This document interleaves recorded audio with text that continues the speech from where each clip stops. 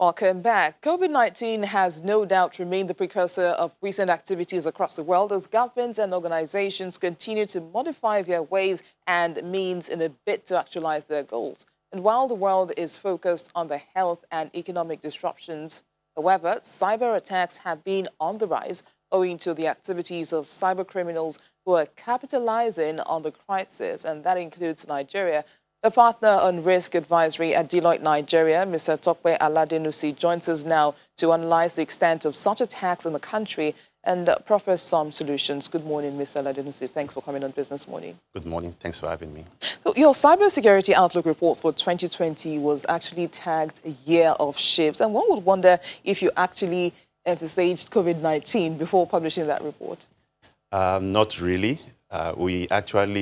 We've been observing the trends of cybersecurity and cyber attacks for some years.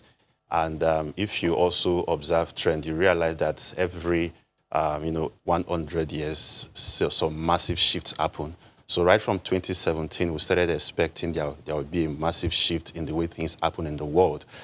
So when we looked at the trend from our Cyber Intelligence Center, it was clear to us that the year 2020 would be a year of shift and things will shift drastically as far as cyber attack is concerned. So we termed it a year of shift, but we did not know that COVID-19 would be the driver.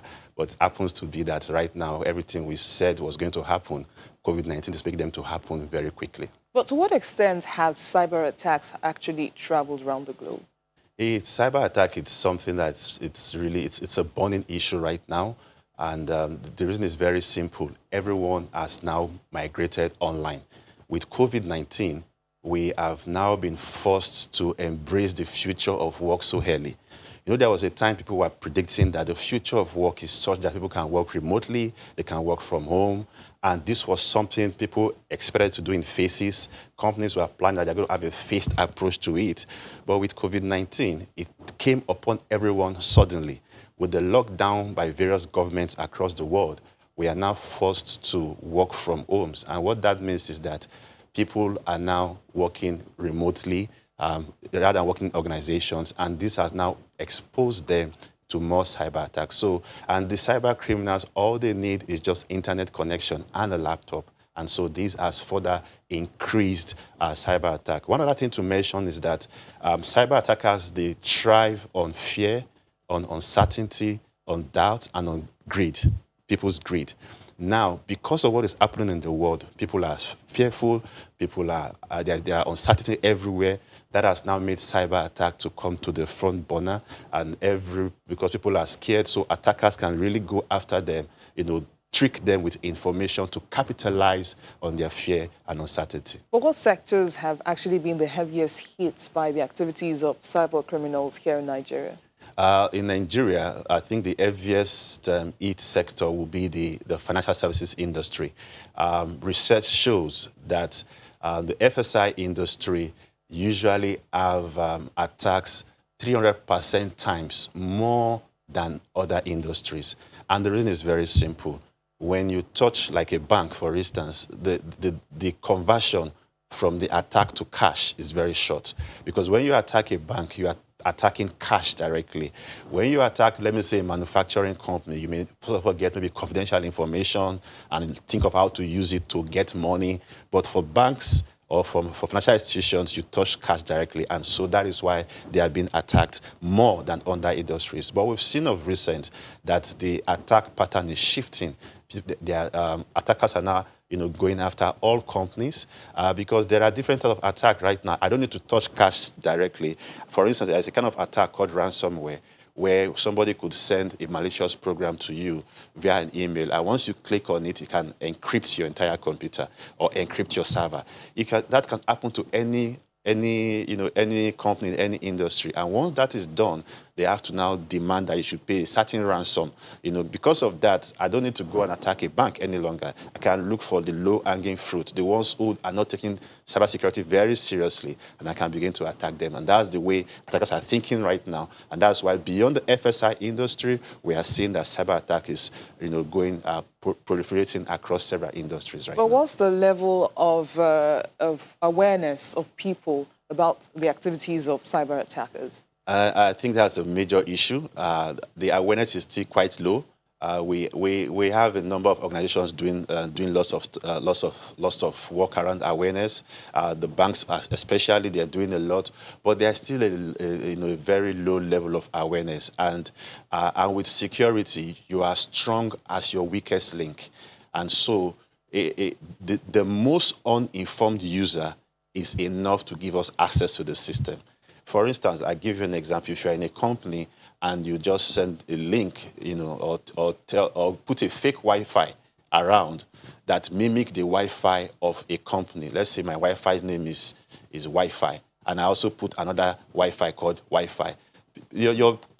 Legitimate users will click on the fake Wi-Fi and try to enter their credentials, and because of that, they've now exposed their credentials, and the attacker will just use that and log into the actual network. When he logs the actual network, he can now begin to take over the entire network. So one user is enough to expose everybody, and that's why awareness is very important. Unfortunately, it's not gone so far like we would expect. We have many NGOs, many organizations, regulatory bodies, the CBN and NITDA, they're trying to see what they can do, but when you go out there and you speak to people, you realize that there's still much work to be done. And so what are some of the policies that government could put in place, for preventions?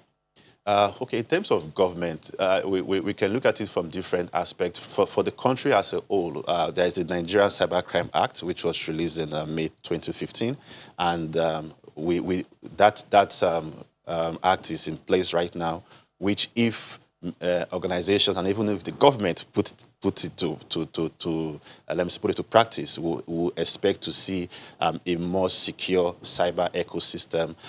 We also have recently the National Information Technology Development Agency, that's the NITDA, released the Nigeria Data Protection Regulation to also help individuals and help companies to protect data.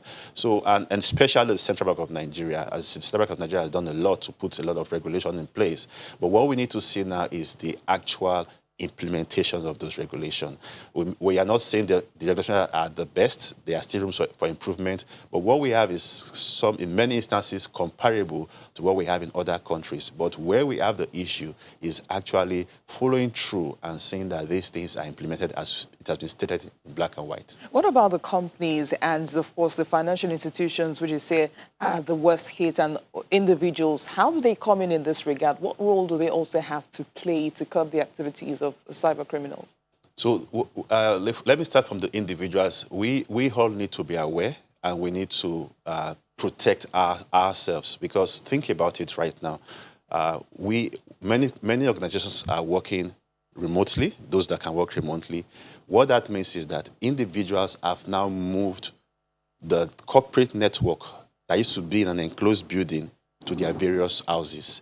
So what used to be in a house is now in so many houses. And so the network of every company has now been extended indirectly to people's houses. And so if those networks are not secured, if those computers are not secured, it's also going to affect the security of the company. So individuals need to ensure that they use strong passwords, not like 1, 2, 3, 4 password, or I love my wife, like some people. That's strong passwords that are difficult for attackers to crack. Even the Wi-Fi that we use, we need to ensure that they are secured. They need to have password as well. They need to be encrypted Wi-Fi, because sometimes attackers can sniff into this.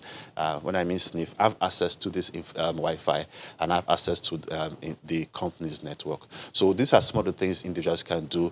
Update their systems with the right antivirus, with patches when the systems or their phones, ask for update. And also treat your phone like a computer, because right now we're using our phones, and these phones, they are computers on their own. They are computers on your palm, but people just handle them, carelessly, and with that, it can also make companies to have that exposure. So once we do that at individual levels, and also at company level, we begin to put in the right processes in place, and ensure that we have good assessment. Sometimes you need to call a security specialist to look at what you have done. I'll give you an example now. Everybody is using video conferencing right now. Do you know that, for instance, many of these video conferencing solutions, they can be attacked? you have nations, governments, companies discussing confidential information using video conferencing solution. And those video conferencing solutions, attackers can attack them. Sometimes you don't know who is at the other end. So the government house that was well protected has now been extended to people's houses. So what people are saying in their houses, some other people can be hearing. And so the whole thing has opened so much vulnerabilities while we are enjoying connectivities. And we need to start looking at all these risks and seeing how to properly tighten the system, configure them to be well secured, and also continue to educate our users. But how can we actually deal with these vulnerabilities? Because they're quite huge. You talked about government meetings and all. So how do you think we can actually deal with these vulnerabilities? Yeah, it's quite worrisome because many times I see a lot of people celebrating that we can now have conference calls. But that conference call, do you know that some of those videos, they are stored in other countries? Some of those, the encryption, what is used to encode the communication is sitting in that country. Some of the information that we are discussing, people around us are picking it. These are confidential state information, or sometimes it could be companies' information. So what we need to do is to, similar to what you would do for a physical security, if a company wanted to have security in place, they would plan it. If they don't need to have a workplace like this, they will have a plan to ensure that security is built into the plan. Like I came here today, there are a lot of security measures for me to get into this place. But now, COVID has forced us to adopt a new working style that we did not plan for. So we need to quickly go back to the drawing board and plan security. And say, okay, based on this new model, what is the plan? What is my strategy to secure myself? And after you've done, and what have you done that strategy, you now actually test yourself. Get external, ethical hackers to come and test your security to be sure that you are okay. And do lots of awareness for your users on various ways attackers are trying to undermine the security of systems. What about the network service providers? Do they play any role in this regard? They play a very critical role because they are like the hub or like the middlemen. We have to all pass through them somehow, because if I need to connect to my company's network, I go through a network service provider. So they also need to ensure that at their end, they have the right level of security from a governance point of view, from a people point of view, from a process point of view, as well as from a technology point of view. One thing they can do is to ensure constant monitoring. I give you an example. Sometimes in banks, for instance, there are fraudulent transactions.